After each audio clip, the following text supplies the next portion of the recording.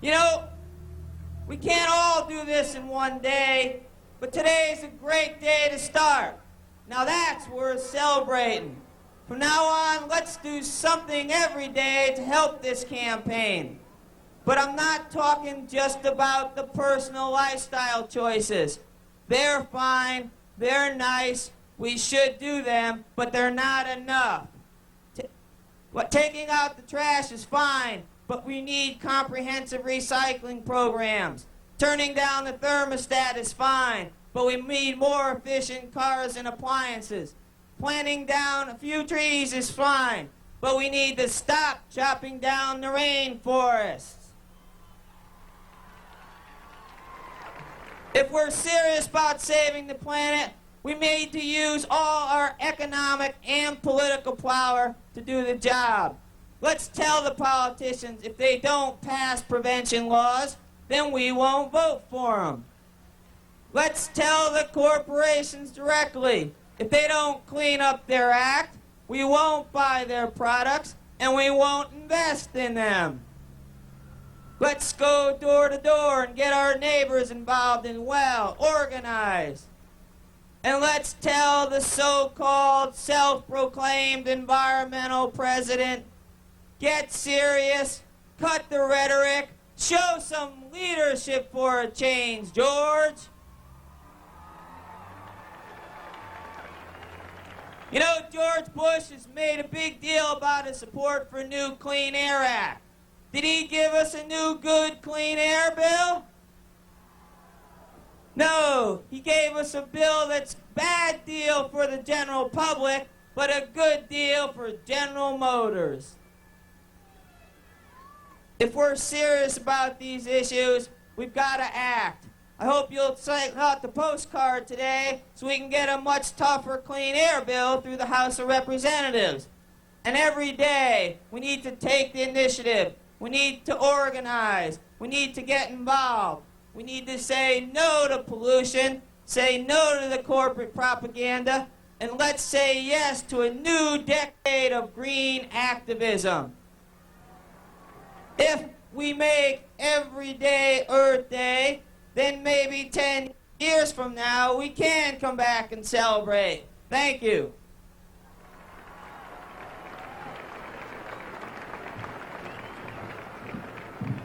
This is my last chance to talk to you, so I'd just like to say, stay energetic, stay angry, and we can make changes. It gives me great pleasure to introduce the next artist because he's someone I've known for a very long time, one of the first people I met when I came to America. And as long as I've known him, he's been involved and caring about the planet. He's recorded some wonderful songs about it. And he has a wonderful foundation called the Windstar Foundation. Here, without further ado, ladies and gentlemen, John Denver.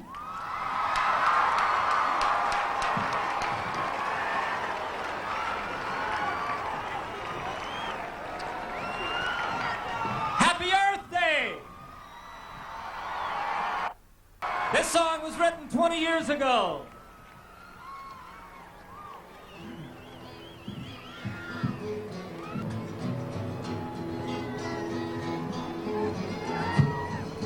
He was born in the summer of his 27th year, coming home to a place he'd never been before.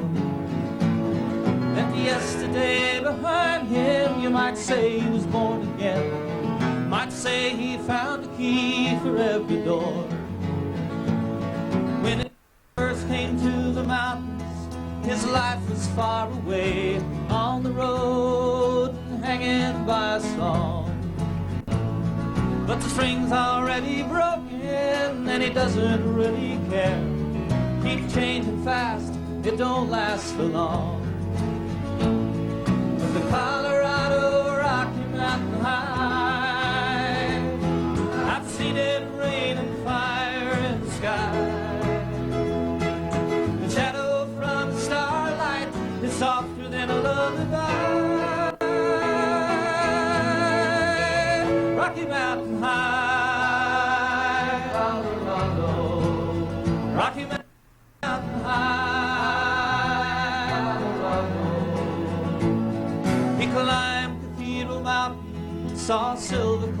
below. Saw everything as far as you can see. And they say that he got crazy once, tried to touch the sun, and he lost a friend but kept his memory. Now he walks in quiet solitude, the forests and the streams, seeking grace in every step he takes.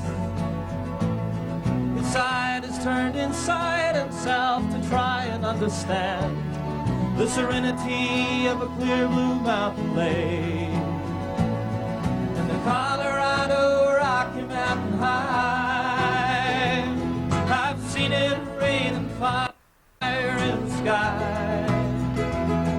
You can talk to God, listen to the casual reply. Rocky Mountain High, Colorado. Rocky Mountain High, Colorado. Now his life is full of wonder, but his heart still knows some fear of a simple thing he cannot comprehend. Why they try to tear the mountains down to bring in a couple more people, more scars upon the land. The Colorado Rocky Mountain High, I've seen it rain and fire in the sky. I know he'd be a poor man if he never saw an eagle fly. Rocky Mountain High, it's a Colorado Rocky Mountain High. I've seen it rain and fire in the sky. Friends around a campfire, everybody's high. Rocky Mountain High, Rocky Mountain High. Rocky Mountain High, Colorado. Rocky Mountain High.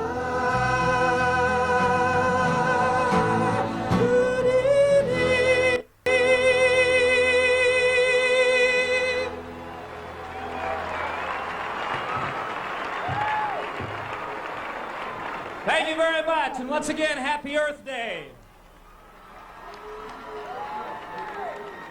Buckminster Fuller, who was a dear friend of mine, the grandfather of the future in many of our opinion, said that the major challenge that faces the human race is a metaphysical one, and that is to educate people to the degree that spontaneous behaviors spring forth, behaviors which will ensure the survival of our species.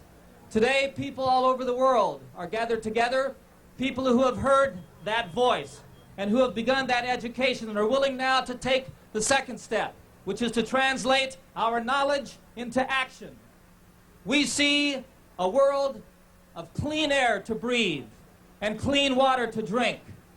We see a world without hunger and homelessness. We see a world without nuclear weapons, a world in which all people are working together to create a sustainable future and a healthy environment. Listen to the words of this anthem for the earth, written by my friend Joe Henry and a fellow named John Jarvis, called The Flower That Shattered the Stone.